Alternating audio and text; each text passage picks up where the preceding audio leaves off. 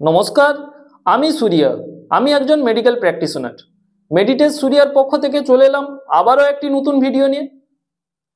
আজকের ভিডিওতে আমি বলবো যে ঋতুস্রাব অর্থাৎ যেটা আমরা বাংলা কথায় মাসিক বলে থাকি বা ইংরেজিতে যেটা পিরিয়ড বলে থাকি, এর কতদিন পরে সহবাস করলে আপনি প্রেগনেন্ট হবেন, সম্পূর্ণটা এই ভিডিওতে আমি বলবো। তাই স্কিপ না করে সম্পূর্ণ ভিডিওটি দেখার অনুরোধ থাকলো এবং ভিডিওটি ভালো লাগলে অবশ্যই একটি লাইক, শেয়ার এবং সাবস্ক্রাইব করবেন এবং পাশে থাকা বেল আইকনটি প্রেস করবেন। প্রেস করলে নোটিফিকেশনের মাধ্যমে এই ধরনের ভিডিও আপনাদের কাছে প্রথমে পৌঁছে দিতে পারবো। তো চলুন ভিডিওটি শুরু করা যাক। যারা প্রথম প্রেগনেন্ট হয় তাদের অনেক রকম সমস্যায় পড়তে হয়। দেখুন, কোনো পেশেন্ট লজ্জাতে কোনো ডাক্তারের কাছে এসে বলতে পারে না যে কিভাবে সে প্রেগনেন্ট হবে, তার সম্বন্ধে বলতে। কেউ আবার দেখবেন কোনো বাড়ির কোনো মহিলাদের সঙ্গে কথা বলছে কিভাবে হবেন, অনেকে এতটাই লজ্জা পায় যে কাউকে বলতে পারে না। এর ফলে দেখবেন বছরের পর বছর তারা চেষ্টা করে যাচ্ছে কিন্তু তারা প্রেগনেন্ট হতে পারছে না। তাদের মনের মধ্যে অনেক রকম প্রশ্ন হতে পারে।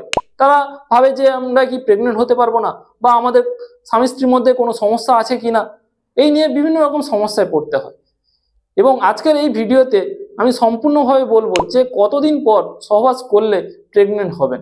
দেখুন, মহিলাদের যে পিরিয়ডটা, যে একটা যে সার্কেল, কারো কারো দেখবেন 25 দিন, 26 দিন, কারো 28 দিন, কারো 30 দিন, 35 দিন, এইভাবে পরপর হতে থাকে।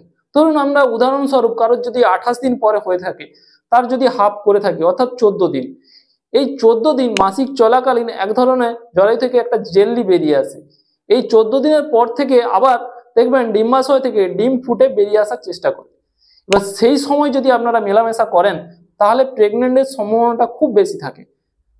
অনেকের মনে প্রশ্ন থাকবে যে এরপরে 14 দিনের পরে কি মেলামেশা করলে আমরা প্রেগনেন্ট হব না? সেক্ষেত্রে হয়, কিন্তু সম্ভাবনাটা এতটা থাকে না। তাই আমি বলবো যে সব সময় এই 13-14 দিনের সময় মেলামেশাটা করলে অবশ্যই আপনি প্রেগনেন্ট হতে পারেন। এবার আমরা উদাহরণস্বরূপ কিছু বলছি যে আপনারা পিরিয়ডটা কিভাবে দিনটা নির্ণয় করবেন। ধরুন আপনি যদি কারো পিরিয়ড যদি জানুয়ারির 1 তারিখ হয়ে থাকে, সেটা আমরা পিরিয়ডের প্রথম দিন বলবো, এবং জানুয়ারির এই 14 তারিখ পর্যন্ত এটা আমরা 14 দিন বলবো। এবার এই 14 দিন বাদ দিয়ে 14 দিন থেকে এই যে জানুয়ারির 20 তারিখ, এই 14 থেকে 20 তারিখের এই মধ্যে যদি আপনি মেলামেশা করেন, যে সম্ভাবনাটা খুব বেশি থাকে। এবার বলবো যে আপনারা যে কিভাবে বুঝতে পারবেন যে আপনি প্রেগনেন্ট হতে পারেন, কিভাবে আপনার যে জরায়ু থেকে যে ডিম্বাশয় থেকে ডিম ফুটে বেরিয়ে আসে তার কিছু কিছু লক্ষণ বুঝতে পারবেন। দেখবেন যে অনেক সময় দেখবেন যে স্বাভাবিক যে আপনার তাপমাত্রা, তার থেকে হালকা তাপমাত্রা থাকে এই সময়টা। আবার দেখবেন কারো কারো তলপেট খুব বেশি ব্যথা হচ্ছে, তখনই বুঝতে পারবেন যে এই সময় আপনার ডিম ফুটে বেরিয়ে আসছে। এই সময় মেলামেশা করলে প্রেগনেন্ট হওয়ার সম্ভাবনাটা খুব বেশি থাকে।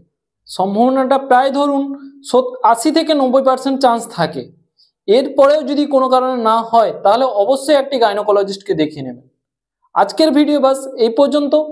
ভিডিও ভালো লাগলে অবশ্যই একটি লাইক, শেয়ার এবং সাবস্ক্রাইব করবেন। সবাই ভালো থাকবেন, সুস্থ থাকবেন। Thank you so much.